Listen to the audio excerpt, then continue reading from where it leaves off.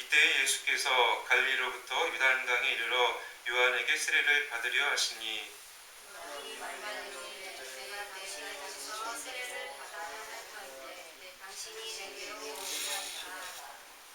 예수께서 대답하여 이르시되 이제 허락하라. 우리가 이와 같이 하여 모든 의를 이루는 것이 합당하니라 하시니 이에 요한이 허락하는지라.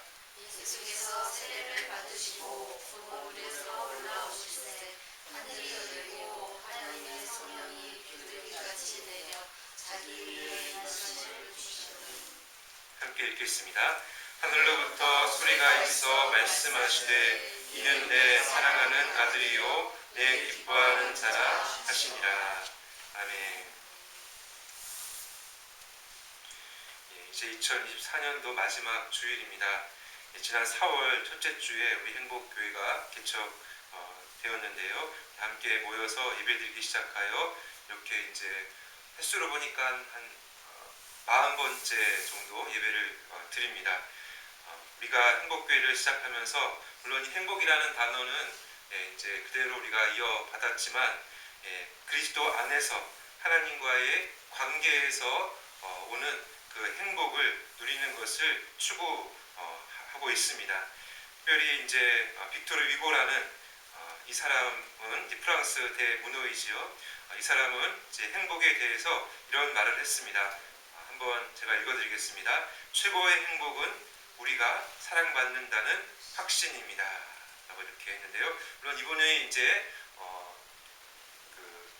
종교에 대해서는 이분의 종교에 대해서는 제가 이제 잘 모르는데요. 이제 이분이 쓰신 책이 유명하죠. 레미제라블 장발장이라는 그 이제 내용을 보면 어떻게 보면 좀 이렇게 그리스도를 알고 이렇게 그 내용을 이렇게 쓰지 않았나. 물론 이제 천주교를 다녔던 그러한 그 분으로는 알려져 있는데 그렇지만 확실한 건 제가 이제 모르지만 어떤 이분이 이렇게 기록한 이 문구에 대해서는 제가 참 동의를 합니다.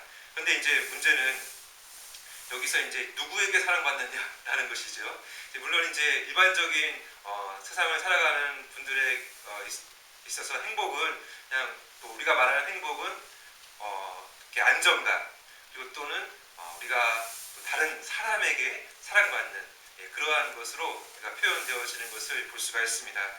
그런데 우리가 볼 때 어떤 소유에 대해서 우리가 행복을 찾는다고 하면은 그 소유가 영원하지는 않지요. 그래서 있을 때 행복하고 또 없을 때는 불행하게 되고 이렇게 바뀌게 되는 것이죠. 또는 사람에게 또 일반적으로 우리가 또 행복감을 느끼게 되지만 또 사람의 마음은 또 계속 일정하진 않지 않습니까? 또 아무리 배우자라 할지라도 이렇게 한결같진 않지 않습니까? 그죠? 그래서 변할 때도 있고 그리고 또 다시 회복될 때도 있고 그래서 많은 이 행복감이 변화되는 것을 볼 수가 있습니다. 그런데 우리 성도들의 이 최고의 행복은 바로 변하지 않는 행복을 말합니다. 그리고 영원한 행복을 말합니다. 그것은 바로 하나님께서 우리에게 주시는 사랑을 확신하는 가운데 누리는 행복이죠. 그런데 이제 우리가 볼 때 이 사랑을 하나님의 사랑을 우리가 어디에서 확실하게 알고 또 그것을 누릴 수 있습니까? 라고 질문을 한다면 물론 우리에게 하나님께서 복을 내려주시죠. 물질의 복도 주시고 때로는 형통의 복도 내려주시고 때로는 또 관계의 복도 내려주십니다. 그런데 그것은 앞서 말씀드렸듯이 변할 수가 있고 또 우리가 또 놓칠 수가 있습니다. 그렇지만 변하지 않고 놓칠 수 없는 것은 하나님께서 그리스도를 통해서 보여주시고 확정해 주신 그러한 그 사랑입니다.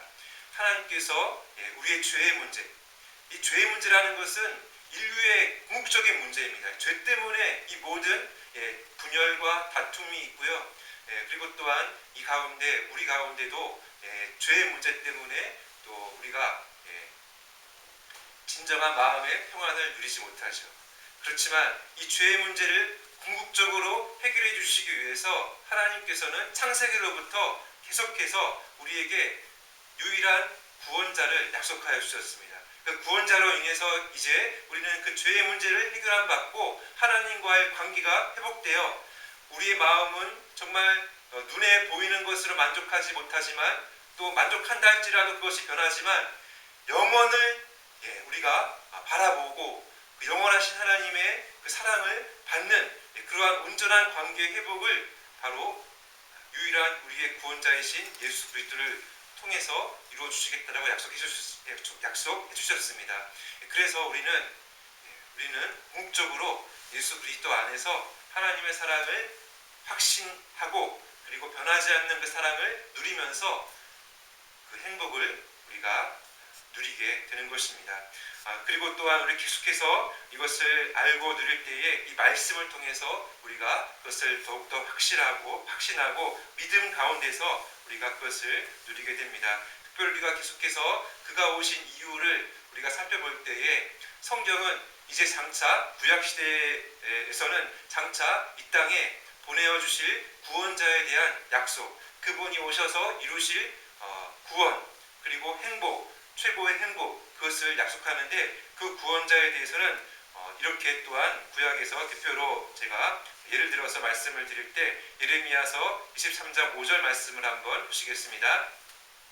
여호와의 말씀이니라. 보라, 때가 이르리니 내가 다윗에게 한 의로운 가지를 일으킬 것이라. 그가 왕이 되어 지혜롭게 다스리며 세상에서 정의와 공의를 행할 것이며. 그러니까 이 구약시대 이스라엘 나라는 하나님의 통치하시는 그 나라의 어떤 모형이었고 모델이었습니다. 그래서 그 나라 가운데 하나님의 말씀을 통하여 이제 통치하는 왕이 세워졌고 그 왕을 통하여 보호를 받고 하면서 정말 그 참된 어떤 그 행복도 누리며 그렇게 이제 다스려졌던 그런 나라였는데요. 이 이스라엘 가운데 특별히 다윗 왕은 정말 하나님 마음에 합한 그러한 왕으로서 하나님의 백성들을 잘 다스리면서 평화를 지켜주었던 그러한 왕이었습니다. 그런데 이제 우리가 구약 역사를 보듯이 하나님의 말씀을 지키지 않는 그러한 그 왕들이 일어나고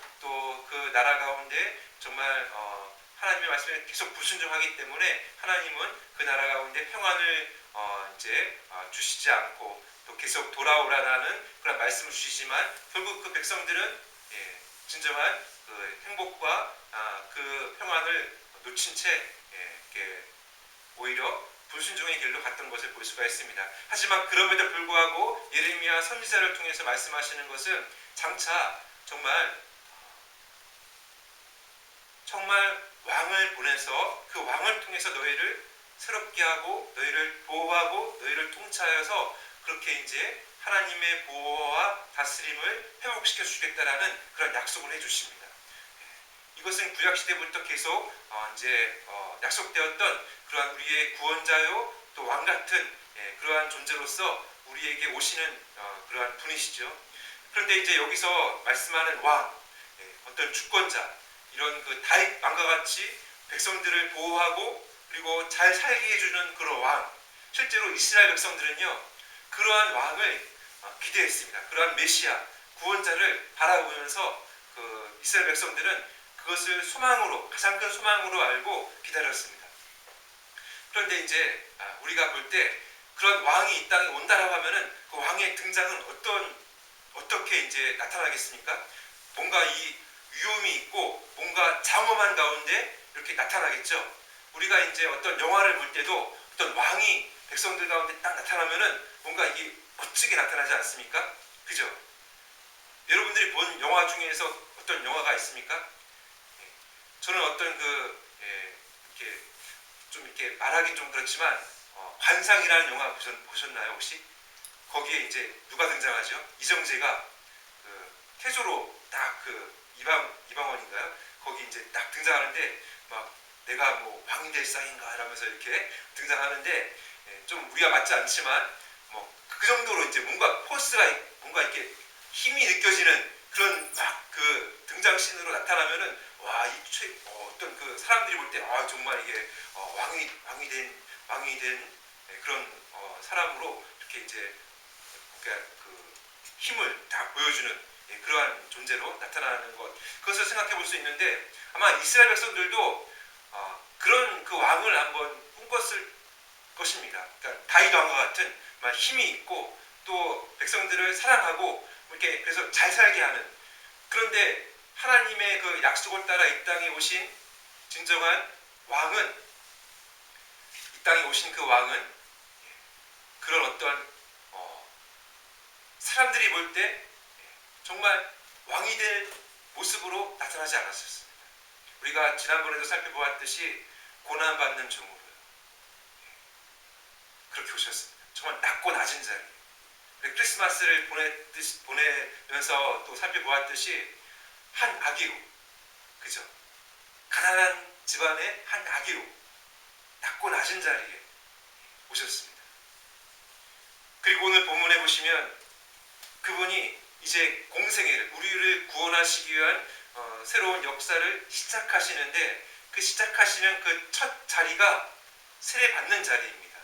오늘 본문 이제 13절 14절을 보시면 이렇게 기록되어져 있습니다. 이때에 예수께서 갈릴리로부터 요단강에 이르러 요한에게 세례를 받으려 하시니 요한이 말려 이르되 내가 당신에게서 세례를 받아야 할 터인데 당신이 내게로 오시나이까. 그러니까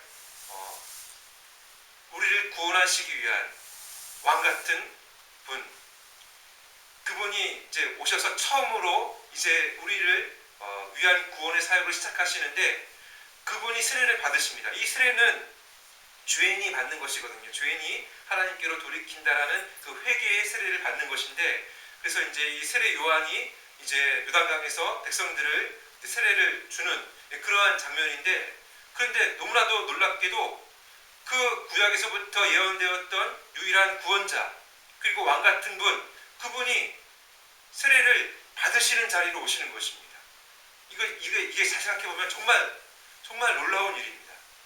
앞서도 세례 요한은 정말 죄인을 향하여 이제 하나님 나라가 가까이 왔다라고 하고 내 뒤에 오시는 분은 이제 성령으로 세례를 준다라고 하는 더 높으신 분. 그러니까 내 뒤에 오시는 분은 더 높으신 분인데 이제 비유로 하면 그렇습니다.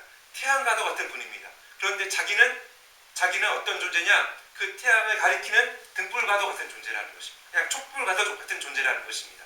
자기는 이제 촛불과도 같은 존재로서 꺼져 없어지지만 이제 태양과도 같은 그 분이 오셔서 이제 새로운 역사를 일으켜 주실 것이다라고 이렇게 선포하고 있는 가운데 그 태양과도 같은 분이 오신 거예요. 오셨는데 놀랍게도 그분이 세례 요한에게 세례를 받으시는 겁니다.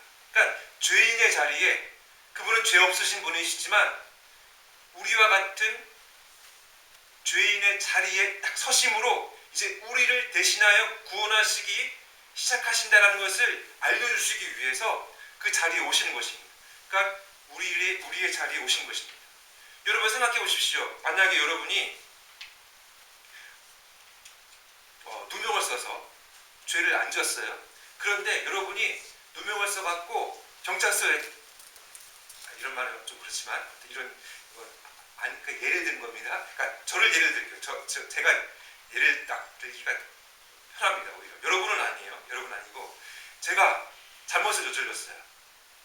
근데 이제 누명을 쓴 거예요. 그래서 저기 그 경찰서에 끌려가서 또는 뭐 법원에 들어가서 이제 심판을 받는 거예요. 근데 나는 그런 적 없는데 똑같은, 그러니까 정말 진짜 죄를 저지른 또 죄인들이 많았겠죠. 그 이제 유치장이나 뭐 그런 자리 가면은 많겠죠. 그런데 그런 사람들과 내가 똑같은 대우를 받는 거예요. 똑같이 죄인 취급을 받는 거예요.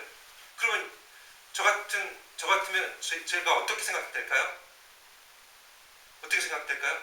억울함, 또는 난 이 사람들과 같지 않은데 정말 이런 끔찍한 사람들과 같지 않다면서 뭔가 이렇게 거리가, 그죠?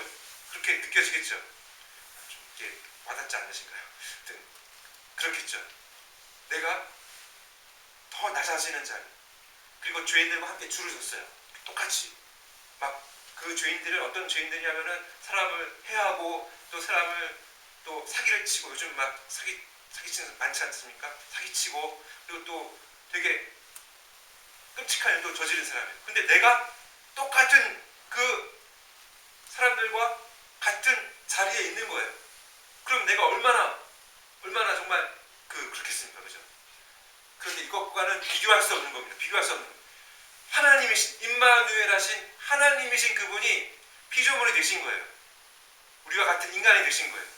이것 자체만으로도 엄청난 일이죠. 그죠? 이건 비교할 수 없는 일이죠. 상상할 수 없는 일이죠.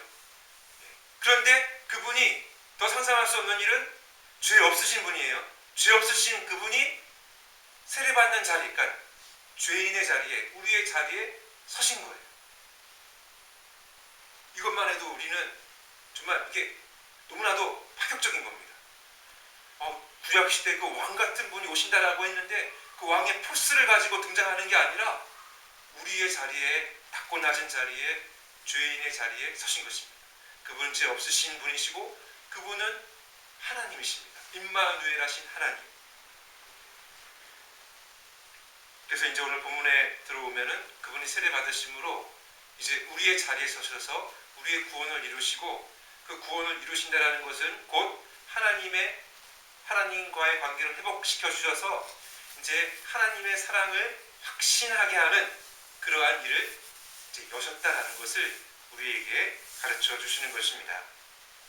그래서 첫 번째로 우리가 이 본문을 통해서 살펴볼 것은 예수님께서 이 땅에 오신 이유, 그것은 바로 이것입니다. 한번 읽어보겠습니다. 시작. 하나님의 구원을 성취하기 위해 오셨습니다. 오늘 보면 15절을 다시 한번 읽겠습니다. 시작. 예수께서 대답하여 이르시되 이제 허락하라. 우리가 이와 같이 하여 모든 의를 이루는 것이 합당하니라 하시니 이에 요한이 허락하는지라. 여기서 이제 모든 의를 이룬다라는 것은 하나님의 뜻을 이룬다라는 것으로 우리가 볼 수가 있는데, 이 뜻은 구약에서부터 앞서 제가 말씀드렸듯이 이 땅에 보내어 주겠다라는 그 구원의 약속, 여자의 후손으로부터 시작하여 창세기에 나오는 그 모든 6월절 어린 양, 그 모든 사건에 가리켰던 분, 또 앞서 읽어드렸던 그 이스라엘이 망하는 가운데서도 선지자를 통해서 약속하신 그 왕 같은 분, 그 모든 구원자, 한 인격을 가리키는 그 모든 구원 약속, 그리고 그 모든 구원의 사건들을 성취하시는 것을 가리키는 것입니다. 그러니까 모든 의를 이룬다는 것은 또한 우리에게 구원의 구원시켜 주시겠다라는 하나님의 약속을, 또 하나님의 그 구원을 주시기 위한 그것을 다 성취하시기 위해서 이 땅에 오셨다. 그래서 모든 의를 이루는 것은 성취하다. 그것을 다 채워 놓는다라는 것이거든요. 그리고 합당하니라는 것은 마땅하다. 이것이 마땅하다. 이것은 해야 된다. 왜냐하면은 우리가 살펴보았듯이 계속해서 우리가 또 주일마다 보았듯이 이 모든 구원을 이루기 위해서는 그 구원 약속을 다 성취하기 위해서는 우리를 대속하시는 그 방법밖에 없습니다. 하나님이 인간이 되셔야만 하는 것입니다. 그리고 그 인간이 되셔서 인간의 자리에서 우리를 대신하여 주심으로 하나님과 우리를 유일하게 이어주시는 그러한 일을 하셔야만 했던 것입니다. 그래서 대표로 우리의 자리에 오셔서 어떤 일을 하시는가에 대해서 또 구약 성경 이사야 선지자는 이렇게 가르쳐 주었었죠. 53장 11절, 이사야서 53장 11절에 보시면 그가 자기 영혼에 수고한 것을 보고 만족하게 여길 것이라. 나의 의로운 종이 자기 지식으로 많은 사람을 의롭게 하며 또 그들의 죄악을 친히 뭐하리라? 담당하리라. 그러니까 그분은 우리의 자리에 오셔서 우리의 구원을 이루시는데 어떻게 구원을 이루시느냐? 우리의 죄악을 담당하심으로. 그러니까 그 담당하시기 위한 첫 번째 발걸음은 바로 우리 죄인의 자리에 서시는 것입니다. 여러분, 만약에 내가 이제 죄에 대한 선고를 딱 받고 감옥에 들어갔어요. 그런데 나를 구원하기 위해서는 저의 그 자리에 누군가 대신 와야 됩니다.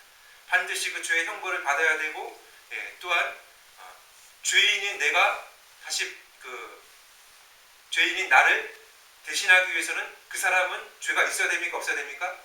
죄가 없어야 되죠. 똑같은 죄인이면 똑같이 벌 받는 거죠. 예. 근데 죄가 없어야 돼요.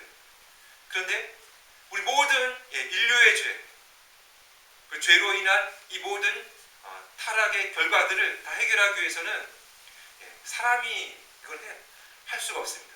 이 모든 것을 다 담당하기 위해서는 담당할 수 있는 그 능력은 하나님밖에 없습니다. 그렇기 때문에 하나님이 이 땅에 오신 것이고요. 그리고 또 인간을 대신하기 위해서는, 인간의 죄값을 치르기 위해서는 인간이 반드시 인간이어야 되죠. 나를 대신하기 위해서는 똑같은 인간이, 죄 없는 인간이 이 자리에 서야 되는 것입니다. 그렇기 때문에 예수님은 이 시간 우리가 살펴보는 말씀과 같이 우리의 자리에 첫 번째로 구원하시기 위한 그 시작점에서 세례를 받으심으로 서신 것입니다.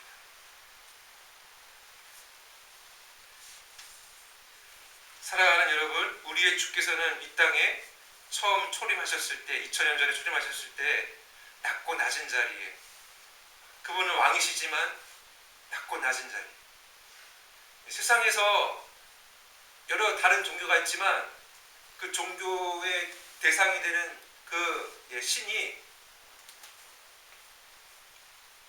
사람들에게, 그 신을 믿는 그 수종자들에게 요구를 하고, 이렇게 해야 된다 요구하고, 더 헌신해야 된다라고 요구를 하죠. 그러나 우리 그리스도인들이 아는 것은, 우리 하나님은 우리에게 요구하시기 전에 그분이 먼저 우리를 대속하시기 위하여, 그분이 우리를 대신하여 이 땅에 오셔서 그분은 우리의 자리에서 우리를 위하고 또 우리를 대신하여 고난을 당하시고 십자가의 길로 가신 것입니다. 자신을 주셨죠. 그러니까 자신을 주신 그러한 소식, 이 소식을 가르쳐주는 곳은 우리 기독교밖에 없고요. 이것이 참 진리의 길임을 우리는 압니다. 마태복음 20장 18절에 보시면, 인자가 온 것은 섬김을 받으려 함이 아니라 도리어 섬기려 하고 자기 목숨을 많은 사람의 대속물로 주려 함이라. 대속물이라는 것은 몸값, 석방금이라는 의미인데요. 그러니까 자신을 주셨다는 겁니다. 그러니까 예전에도 제가 말씀드렸지만 그 작년에 아주 유명했던 연인이라는 드라마 있지 않습니까? 보셨죠? 연인. 거기 막 병자호란 일어나갖고 이제 잡혀가서 갇힌 자기 가족들, 딸, 또 연인을 구원하기 위해서 그 몸값을 가지고 올라가지 않습니까? 그런데도 그 몸값이 맞지 않는다라고 다시 내쳐지고, 또 몸값을 치르느니 나는 죽겠다라고 하고 막 죽고. 그런데 그거는 이제 진짜 몸값이 있으면 풀려나죠. 그런데 우리가 죄와 사망의 권세 아래에서 갇혀있는 우리가 해방되기 위해서는 주님이 오셔야만 했다라는 것입니다. 주님 자신이 대속물로 이 땅에 오셔서 우리를 대신하여 주시고 해방시켜 주셨다는 것입니다. 그 사역을 위한 첫 발걸음이 바로 예수님의 이 세례 받으심이다라는 사실을 기억하시고, 그분이 오신 이유는 바로 그분이 세례 받으심으로 우리의 자리에 서셔서 우리의 대속물이 되셔서 그분 자신을 주심으로 우리를 구원하신 것이다라는 것을 꼭 기억하시기를 바랍니다. 우리 두 번째로 우리 한번 읽어보겠습니다. 시작. 하나님의 행복을 주시기 위해 오셨습니다. 여기서 하나님의 행복은 예수님께서 우리를 구원하여 주심으로 말미암아 이제 하나님과 단절되었던 관계, 영원을 우리가 바라보지 못하고 그냥 이 땅에서 누리는 작은 것들에 만족하고 있고, 또는 그것을 채울 수 없어서 오히려 더 많은 것을 구하고 또 찾으려고 했지만 얻을 수 없는 그 상태에서 하나님께서 이제 예수 그리스도를 보내주셔서 예수 그리스도의 구원으로 말미암아 이제 영원을 바라보게 하시고, 영원한 하나님을 또 우리가 관계를 맺게 하시는, 그래서 진정한 사랑받음으로 행복을 얻게 하시는 그러한 사역을 이제 하시는 것이죠. 그래서 본문 16절을 보시면, 예수께서 세례를 받으시고 곧 물에서 올라오실새 하늘이 열리고 하나님의 하나님의 성령이 비둘기같이 내려 자기 위에 임하심을 보시더니, 그러니까 예수님을 세례 받으시고 곧바로 이제 딱 물에서 올라오셨죠. 그때 나타난 놀라운 현상들이 세 가지가 있습니다. 이 세 가지 현상은 예수님의 사역의 정체성을 가르쳐 줍니다.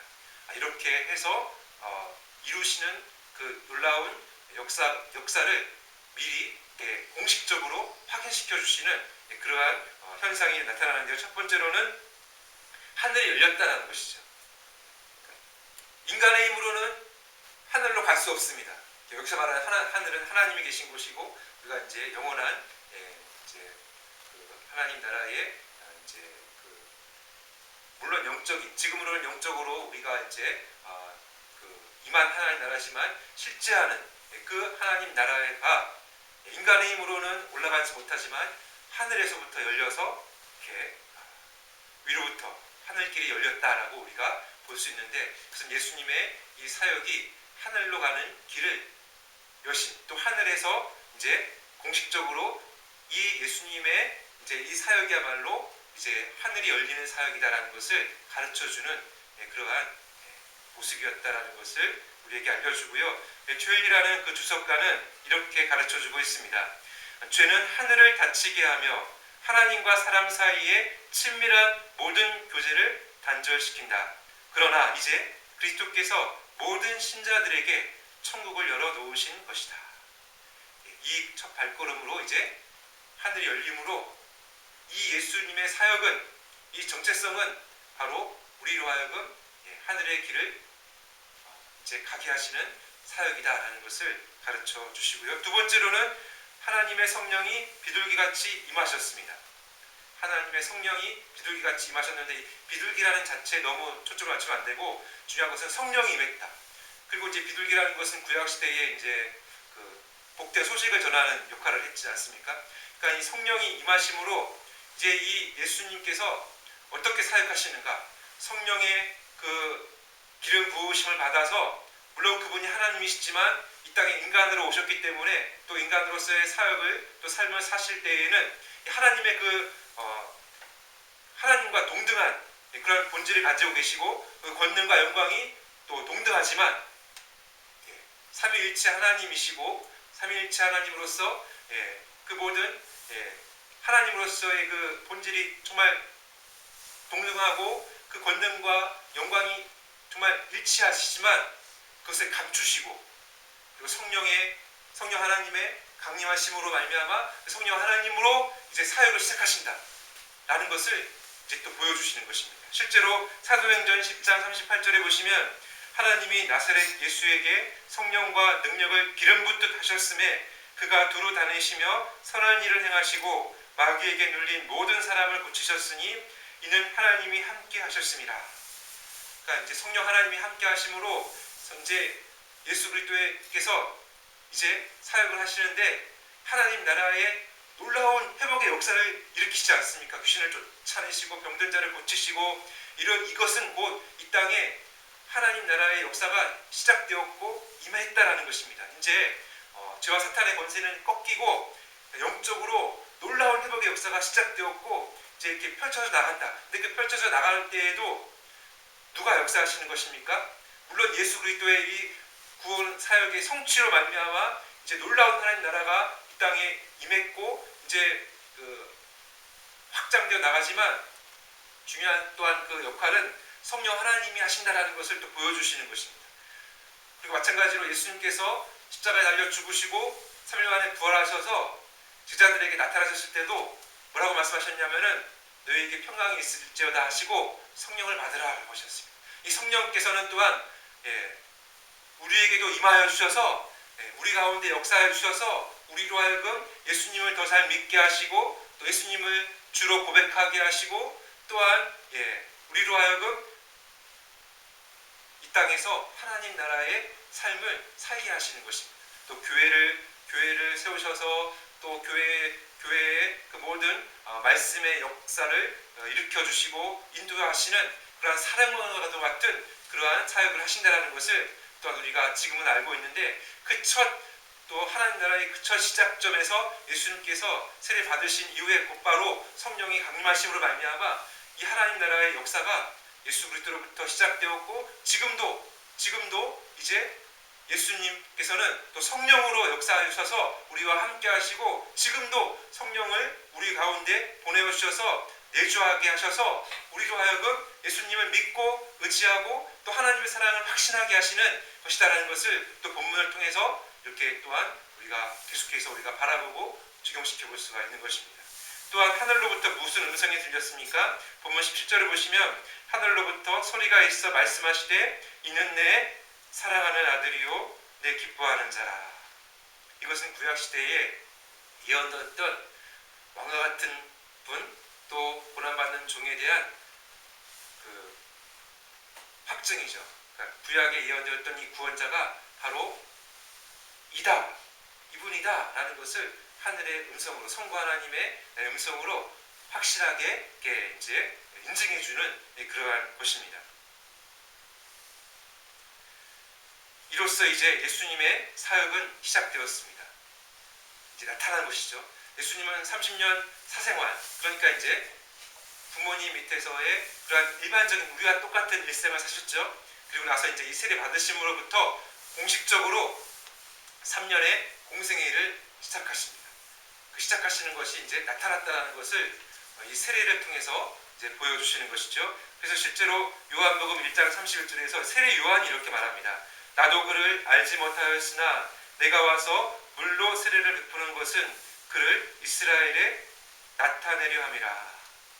진짜 공식적으로 이제 예수님께서 이 공생의 우리의 구원을 위한 사역을 나타내시고 또 이 세례 받으심으로 나타난 이 현상을 통해서 하나님 나라의 역사가 이제 실제로 이분을 통해서 이제 나타났다는 것을 공식적으로 보여주시고 이제 우리에게 이것이 나타남으로 곧 이제 우리의 구원이 이 땅에서 예수님을 통해서 성취되어 간다라는 것을 보여주신 것입니다. 물론 우리가 본문 이후로 예수님께서 이제 광야에 또 시험을 받으시고 또 여러 가지 이제 사역을 행하시는 것 우리가 전부를 또 일생을 거쳐서 살펴보고 또 알고 또 묵상해야 되겠지만 중요한 것은 이 첫 발걸음을 통해서 예수님은 우리의 구원을 시작하셨고 또 우리가 알듯이 십자가에서 그 구원을 성취하셨습니다. 다 이루셨습니다. 그래서 예수님의 이 사역을 성취하심으로 말미암아 오늘 본문에 나타난 하늘길이 열린 것이 실제로 이제 확실하게 우리에게 나타났고 적용되어서 우리는 하나님께 속한 하늘에 속한 백성으로 살게 되었고 그리고 또한 성령이 임한 것처럼 우리에게도 오순절 성령 강림으로 말미암아 성령이 임하게 되었고 또 예수님께서 이제 하나님의 사랑받는 자요 기뻐함을 받는 자로 공인하여 사역하셨던 것처럼 예수 믿는 모든 자는 이제 예수님 안에서 하나님의 인정받는 하나님께 받아들여지는 사랑받는 자녀요 기뻐함을 받는 그러한 사람으로 우리가 예수님 안에서 그렇게 사랑을 받는 존재로 이렇게 살아가게 되었다는 것을 이제 이 본문 말씀으로 이제 연결해서 살펴볼 수가 있습니다. 그러니까 예수님께서 이렇게 사역하셨다. 그것을 끝나는 것이 아니라 예수님이 사역을 시작하셨는데 그것을 마치셨고요. 그리고 또한 완성케 하실 그분을 우리가 바라봅니다. 실제로 로마서 5장 8절과 11절을 보시면 이렇게 기록되어져 있습니다. 우리가 아직 죄인 되었을 때에 그리스도께서 우리를 위하여 죽으심으로 하나님께서 우리에 대한 자기의 사랑을 확증하셨느니라. 그뿐 아니라 이제 우리로 화목하게 하신 우리 주 예수 그리스도로 말미암아 하나님 안에서 또한 즐거워하느니라. 이 말이 무슨 말이냐면은 제가 무슨 말씀을 드리고 싶으냐면은 우리가 아직 죄인 되었을 때예요. 예수님께서 이 땅에 오셔서 우리의 구원을 본문에서와 같이 성취하기 시작하셨고 마침내 그 구원을 성취하셨습니다. 그죠? 우리가 죄인 되었을 때에 이것을 다 성취하셨습니다. 그리고 이제 우리가 예수님 믿어 우리가 하나님 앞에 받아들여진 바 되었죠.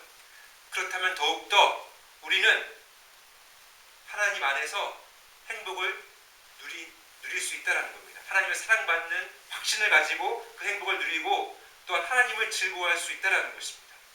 그러니까 예를 들어서 그런 것입니다. 여러분 이제 만약에 어떤 높은 자리에 취업을 해야 된다라고 생각을 해보십시오. 취직을 하기 전에는 잘 그것을 누리지 못하죠. 거기서 누릴 수 있는 혜택이나 이런 어떤 것을 못 누리죠. 그런데 거기에 이제 들어갔어요. 합격을 했어요. 그러면 어떻게 됩니까? 거기에서 누릴 수 있는 걸 다 누릴 수 있죠. 그와 같다라는 것입니다. 여러분, 예수 그리스도의 구원 성취는 우리에게 조건이 없습니다. 전적인 은혜로 우리가 구원을 받은 것입니다. 믿음으로 구원을 받은 것입니다.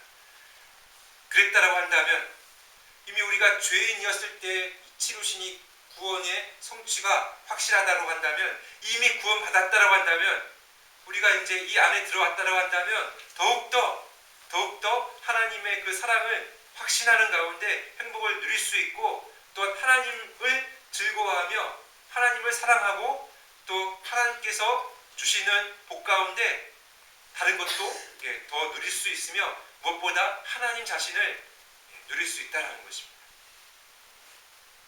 제가 이제 전도사 때 그때는 물론 이제 또 신학을 공부하고 또 여러 가지 이제 물론 좋지만 전도사 때 좀 불안하지 않습니까? 앞으로 어떻게 사역해야 되고 어떻게 연결되어야 되고 막 그랬을 때 어떤 전도사님과 함께 이제 산책을 하다가 이렇게 물었습니다. 좀 약간 앞으로 어떻게 우리가 이 사역의 길을 헤쳐나가야 되지? 그랬을 때 그 전도사님이 그런 간증을 하시더라고요. 간증 아닌 간증을 하시더라고요. 자기는 학교 다닐 때 대학 때 정말 방탕했다. 정말 방탕했다. 이렇게 뭐 구체적으로 말할 수 없지만 정말 방탕했다. 그런데 자기를 하나님이 예수 그리스도의 그 피 묻은 복음을 통해서 구원해 주셨다. 그런데 구원해 주셨다라고 한다면 구원받은 이유는 하나님께서 자기를 인도해 주실 것을 내가 믿는다라고 하는 것이고, 여러분 다가오십니까? 그 전도사님이 방탕했을 때, 물론 저도 그렇습니다. 방탕했을 때 하나님은 사랑하셨습니다. 그때 사랑하셨습니다. 예수 그리스도 안에서 우리를 보시고 예수 그리스도를 대신하여 우리의 죄값을 치르실 정도로 우리를 사랑하셨습니다. 그랬다고 한다면 우리가 이제 예수님 믿어서 하나님 앞에 의인으로 여김받은 존재로, 또 뭐 직무는 다르지만 또 심지어는 이렇게 부름받은 존재로 라고 한다면 하나님의 사랑은 변하지 않죠. 오히려 더 사랑하시죠.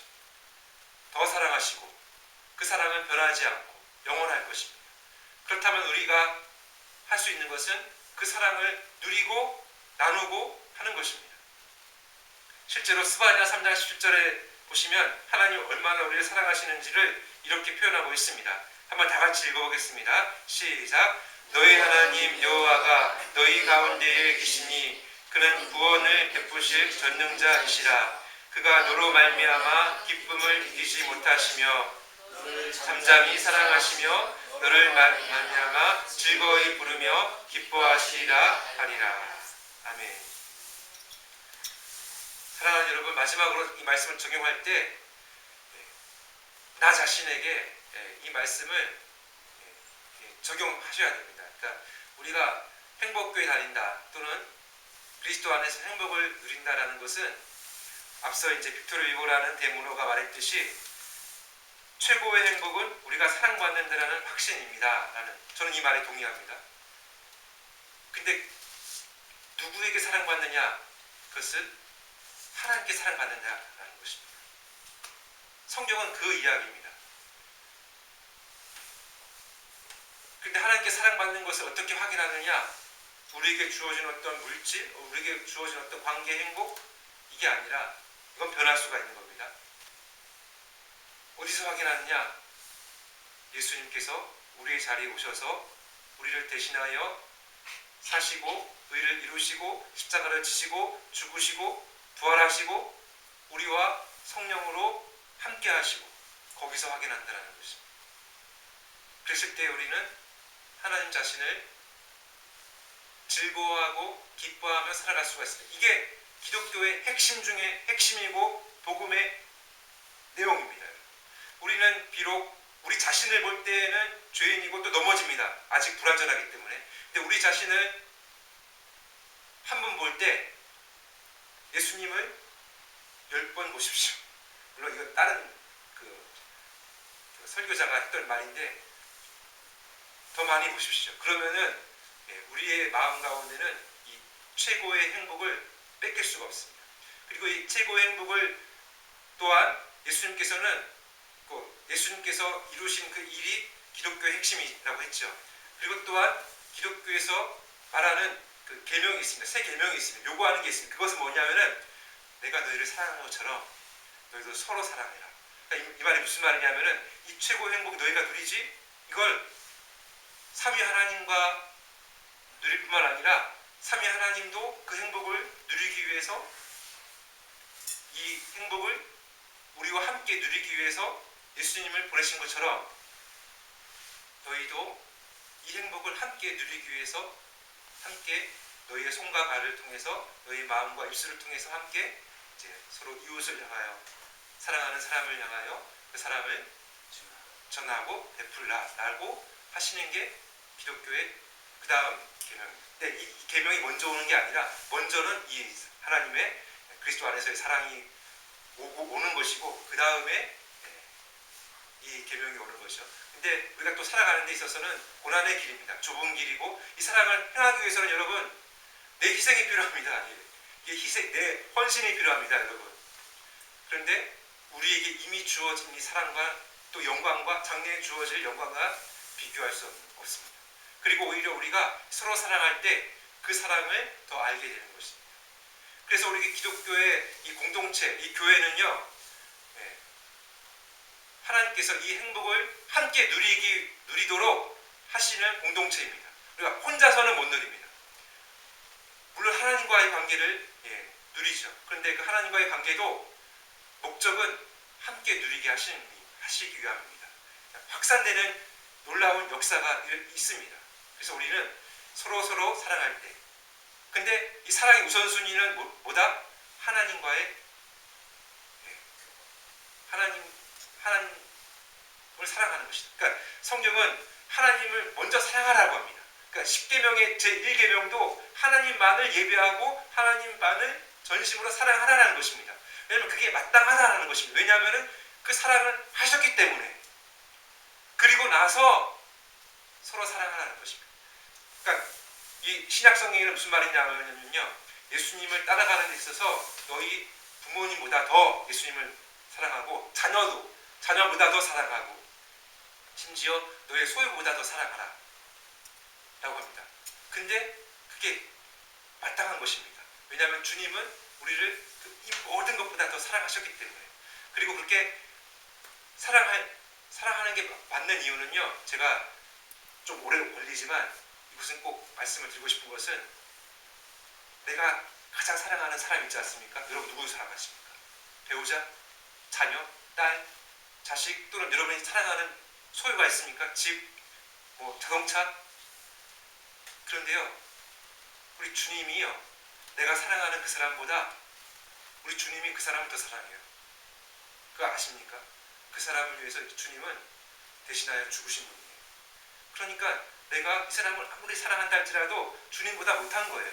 그러니까 나는 주님을 더 사랑하면 되고 주님은 나를 통해서 또 그 사람을 사랑하게 하시는 겁니다.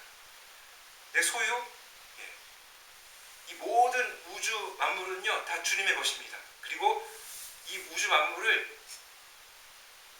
우리에게 마지막에는 상속시켜 주신다라고 약속해 주셨습니다. 그러니까 이 우주가 다 우리의 것입니다. 지금 물론 우리 이 땅에서는 이것을 우리는 그냥 소망으로 가지고 있지만 이미 우리에게는 등기부등본이 성령으로 확실하게 우리에게 주어진 겁니다. 그러니까 이 땅에서는 조금 부족해도 그냥 나는 괜찮은 겁니다. 그렇기 때문에 우리는 마땅히 주님을 사랑하고 그 우선순위에 따라서 그 다음에 서로 사랑하고, 그리고 심지어는 내가 싫어하는 사람도 사랑할 수 있는 것은 주님이 그 사람을 더 사랑하기 때문에, 그 사람도 위하여 죽으셨기 때문에 우리는 그 사람도 사랑할 수 있습니다. 그 사랑의 훈련장이 또 교회입니다. 그러면서 우리는 성장합니다. 예수님 바라보고 예수님과 같이 실제로 우리가 변화되어 갑니다. 그러한 사랑을 새해에는 이루어 가시며 훈련 받으시며 살아가시는 저 여러분 되시기를 바랍니다. 기도하겠습니다.